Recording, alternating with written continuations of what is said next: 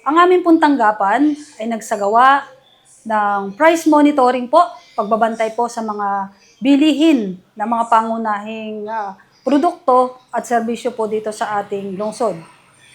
Batid po natin, base po sa aming pagmomonitor na wala pong naging galaw, hindi po tumaas ang mga pangunahing bilihin, particular sa mga groceries, sa presyo po ng baboy, sa presyo po ng isda, karne at gulay mula sa bagyo.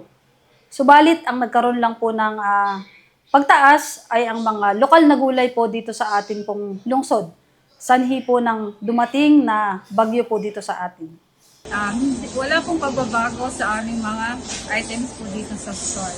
Ano po yung pinababat na wala pong pagbabago sa presyo?